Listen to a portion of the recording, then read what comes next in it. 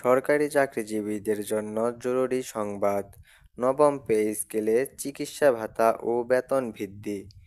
তো দর্শক, আজকে প্রথম আলো পত্রিকায় সরকারি চাকরিজীবীদের জন্য একটি গুরুত্বপূর্ণ প্রতিবেদন প্রকাশিত হয়েছে।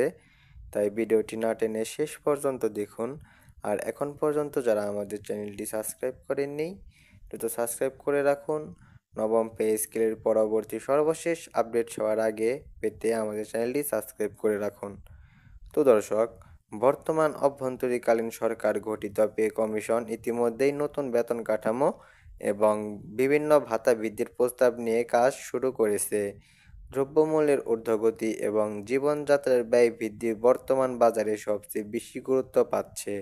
চিকিৎসা ভাতা এবং শিক্ষা ভাতার মতো মৌলিক প্রয়োজনীয়গুলোর ক্ষেত্রে চিকিৎসা ভাতার বর্তমান পরিমাণ একজন সরকারি কর্মচারীর জন্য মাসে 1500 টাকা। নতুন পে স্কেলে এই ভাতাটি উল্লেখযোগ্য হারে বৃদ্ধি পেতে পারে বলে বিভিন্ন সূত্রে ইঙ্গিত মিলেছে। পে কমিশনের কাছে বিভিন্ন কর্মচারী সংগঠনের পক্ষ থেকে একাধিক প্রস্তাব জমা পড়েছে, যা থেকে ভাতা বৃদ্ধির সম্ভাবনা প্রতীয়মান। প্রথম বাস্তবে বলা হয়েছে, বর্তমান 1500 টাকায় চিকিৎসা ভাতা সরকারি 2500 টাকার উন্নতি করা হোক।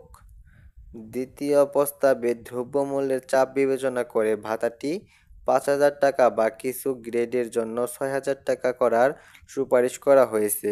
তৃতীয় প্রস্তাবে কর্মচারীর মূল বেতনের 10% হিসেবে চিকিৎসা ভাতা নির্ধারণের করার প্রস্তাব রয়েছে। কমিশন শুধু চাকরির সময়কালেই নয়, অবসরকালীন সময়ের জন্য চিকিৎসার সুবিধা বাড়ানোর পরিকল্পনা করেছে।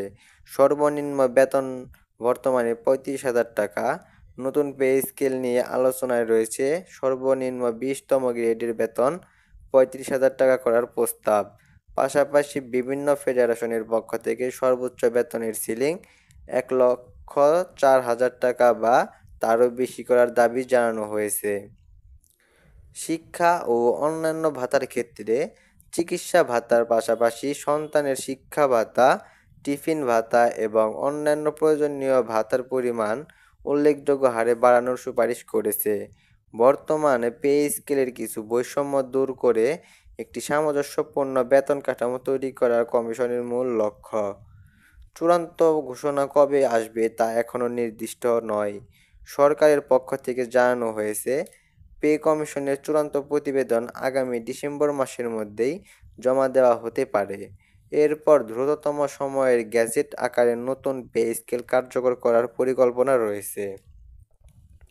নবম পে স্কেল এবং ভাতার সকল গুরুত্বপূর্ণ আপডেট সরকারি কর্মচারীদের জন্য অত্যন্ত গুরুত্বপূর্ণ। সচেতন থাকা ও তথ্য সমৃদ্ধ থাকা এই মুহূর্তে প্রয়োজন। আজকের প্রতিবেদনটি এখানেই শেষ করছি। ধন্যবাদ। শেষ পর্যন্ত এসেও যারা এখন পর্যন্ত আমাদের চ্যানেলটি সাবস্ক্রাইব করেননি, দ্রুত সাবস্ক্রাইব করে ফেলুন। মহার্ঘ ভাতা ও নবম পে স্কেলের সর্বশেষ আপডেট সবার আগে পেতে আমাদের চ্যানেলটি সাবস্ক্রাইব করে রাখুন। ধন্যবাদ।